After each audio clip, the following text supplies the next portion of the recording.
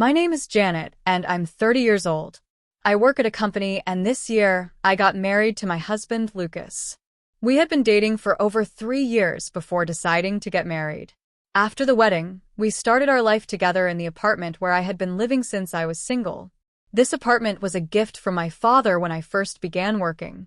When my brother and his wife decided to move back in with our parents, I thought it was the perfect time for a fresh start. So I moved out of my family home. My father, who has always been supportive and has the means to help, bought me a lovely apartment close to where my family lives. Maybe he just wanted me nearby, or maybe he wanted to make sure I had everything I needed. Either way, I ended up in a spacious and comfortable place to live. Lucas, before moving in with me, was living in a small apartment by himself. It was too tiny for both of us, especially once we knew we'd be starting our lives together. So it made sense for him to move into my bigger apartment, and we've been living there since. The first time I visited Lucas's family home was during the winter. His home is in a snowy area, far from the busy city I'm used to. I was shocked by how much snow there was and how cold it felt. His family house looked like something from a storybook. His mother and younger brothers still live there. When his father was alive, they used to farm part-time, and the house is surrounded by open fields with neighbors far away. What surprised me most was that the bathroom and toilet were outside the house. I had never seen that before. While it's okay for short visits, I couldn't imagine living there full-time, especially in the freezing winter months. It was scary to think about going out in the cold at night just to use the toilet. I also worried about taking a shower in such low temperatures and then getting sick from the cold. When we visited for our wedding ceremony, I didn't stay overnight, so I didn't have to deal with those things for long. That made it a bit easier. Still, my mother-in-law and brother-in-law were very kind and welcoming. They made me feel comfortable and helped me worry less about what it would be like to visit or spend time there in the future. Even though we wouldn't be living with them, it was nice to know that they were good people and that we would always be welcome there. I really wanted to have a good and peaceful relationship with my husband's family. I tried to be kind and friendly to them. But there was something that bothered me, especially when my mother-in-law was alone with my husband.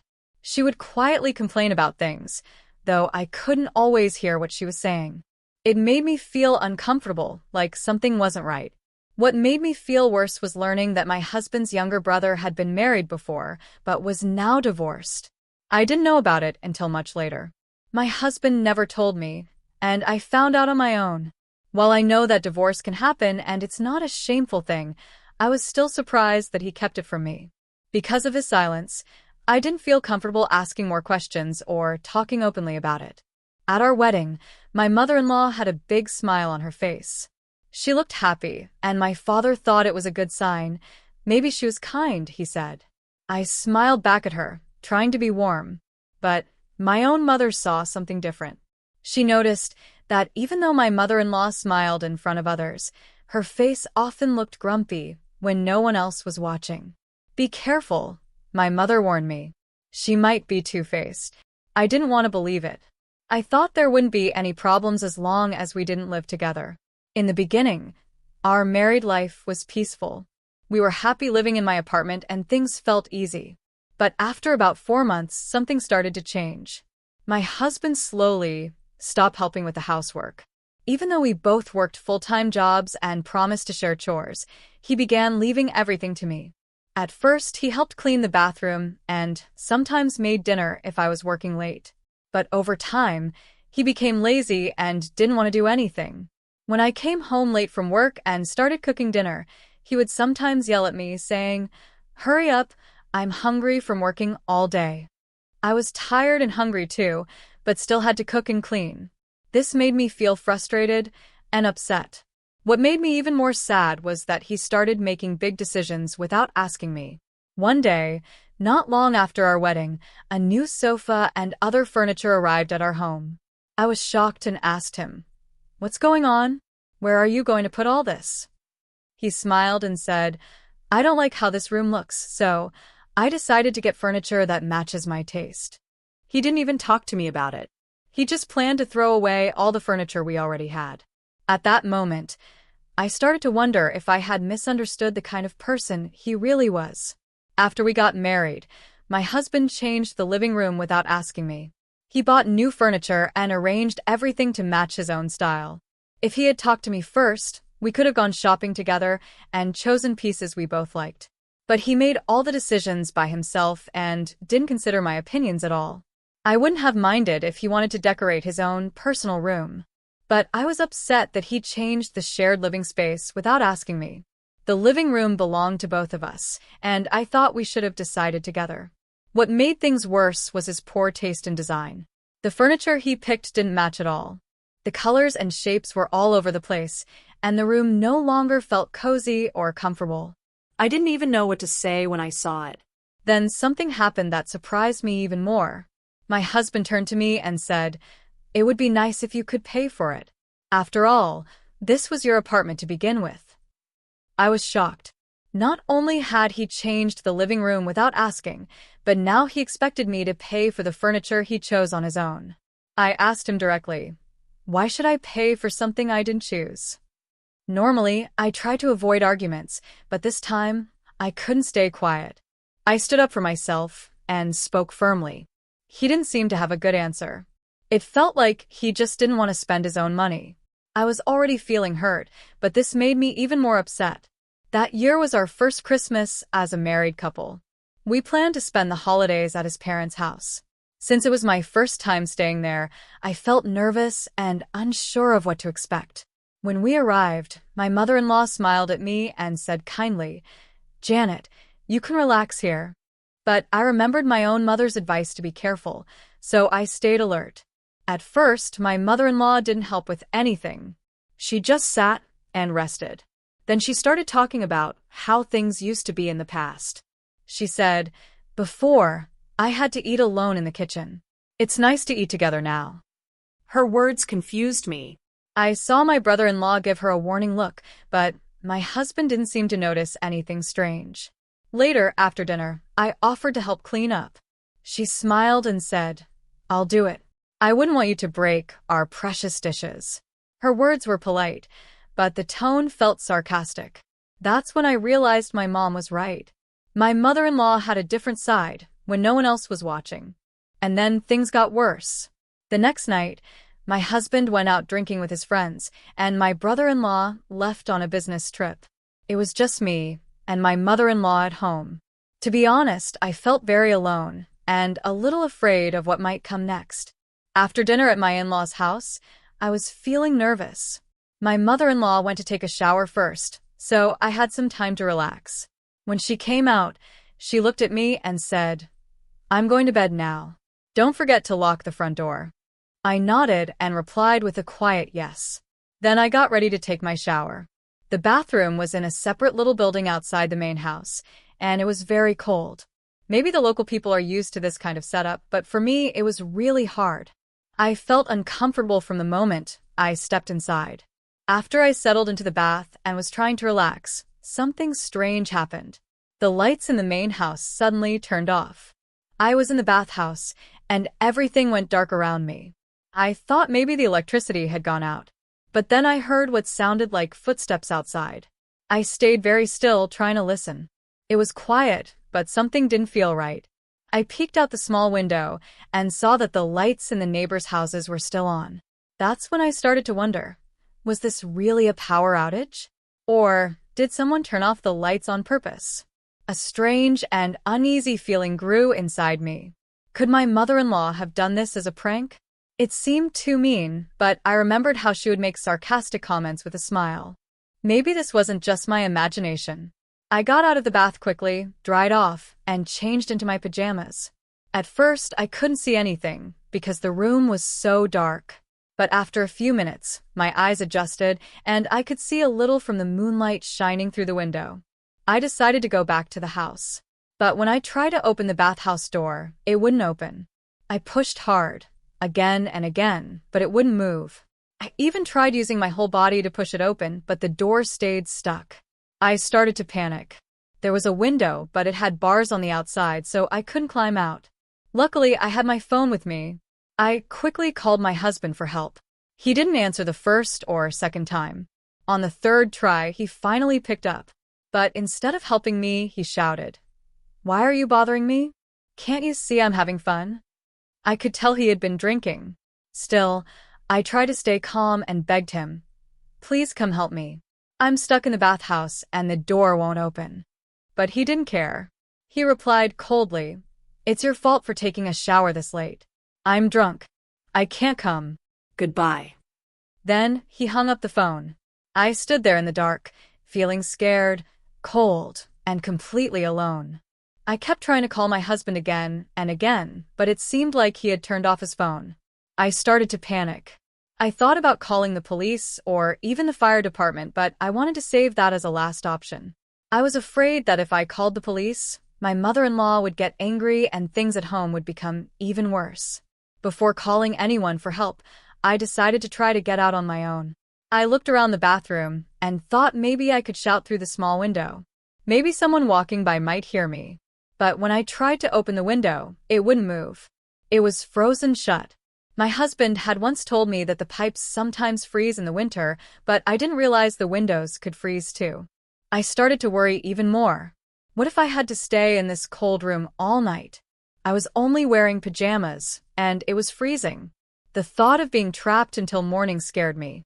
I thought I might freeze to death. Just as I picked up my phone and was about to call the police, I suddenly heard a voice outside. Did the breaker go out? Why are the lights off? Hello? Is anyone in there?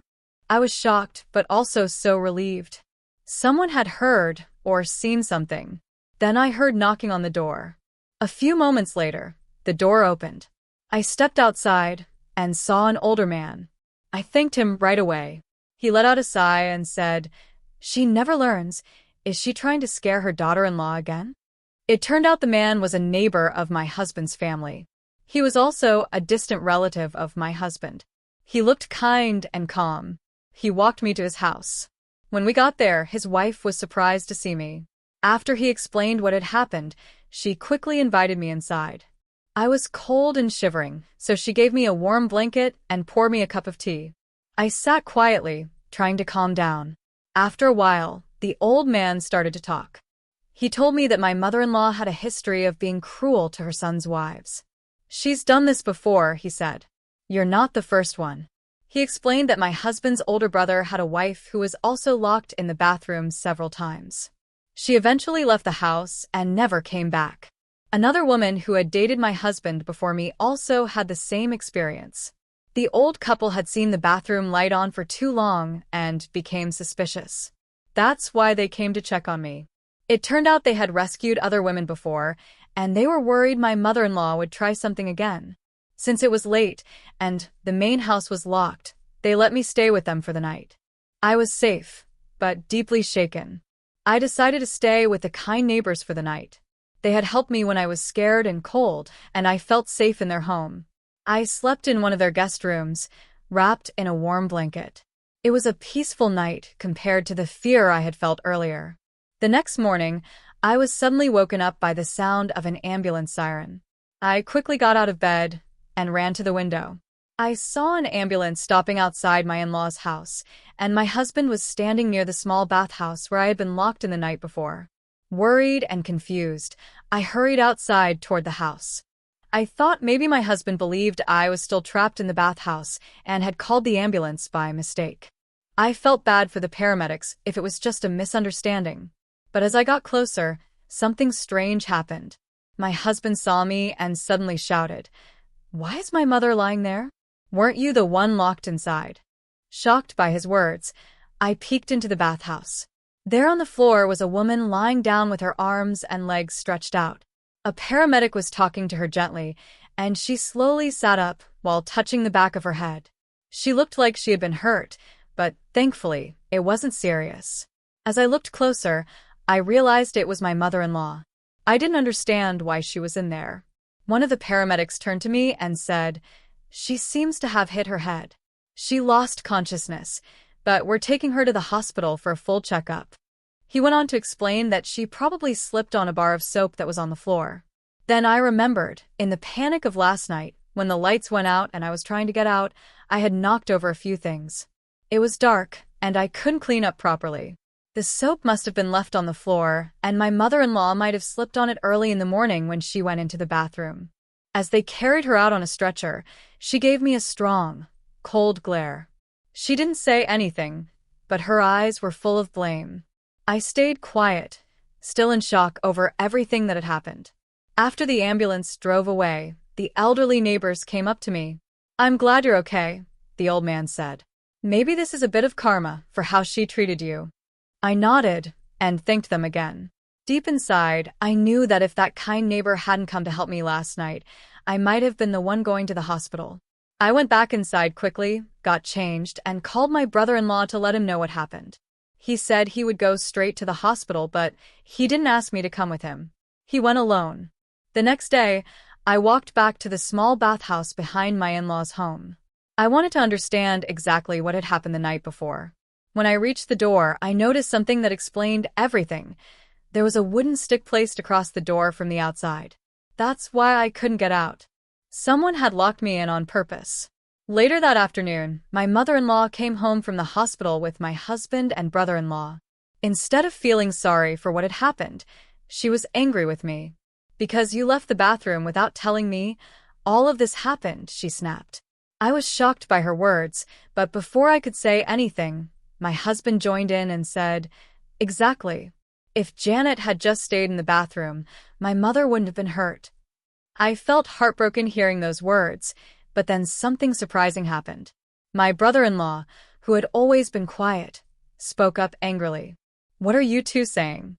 This has gone too far. Stop playing these cruel games with my sister-in-law. Locking someone in the bathroom isn't a joke." He stormed off, and a short while later, he came back with a travel bag. He looked serious. He turned to my husband and mother-in-law and said, "I'm done taking care of her. I'm leaving this house. You two can do whatever you want." I had had enough too. I turned to him and asked, "Can you please take me to the nearest train station? I'm leaving as well." My husband tried to stop me. "Who said you can just leave?" he shouted. I looked him in the eyes and said clearly, "Let's get a divorce. Did you help me when I begged for your help yesterday?" No. "I'll take care of the divorce papers." I got into the car with my brother-in-law, and he drove me to the station. Along the way, he kept apologizing. "I'm really sorry, Janet. I didn't think things would get this bad. Those people, they're not my family anymore." I went back to my apartment and began packing up my husband's belongings. I also prepared the divorce papers. When he came home and saw his things packed, he was shocked. He thought I was joking about the divorce. But when I handed him the papers, he got angry. "You want a divorce over something this small? You weren't even hurt," he yelled. I didn't argue. I just stood there quietly and handed him the documents. After a while, he signed them and left. But it didn't go well for him after that. He didn't have enough money to rent a place, and he couldn't stay with anyone for long. He had used up his salary on useless things and even had debts. At first, he stayed with a coworker, but even that person pushed him away in time. He lost his job too, and now he's in a very bad situation. My mother-in-law didn't escape judgment either. The neighbors started talking, saying she treated me so badly that I had no choice but to leave. Her reputation has gone downhill. I may have gone through a lot, but now I'm finally free. These days, my mother-in-law seems to be avoided by almost everyone. People in the neighborhood don't talk to her much, and she spends most of her time alone. My brother-in-law told me that she now lives a very quiet and lonely life, similar to my ex-husband.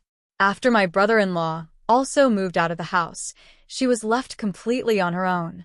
She has no one living with her, and she depends only on her small pension to survive. Because of this, her financial situation is very difficult. Living in the countryside makes things harder.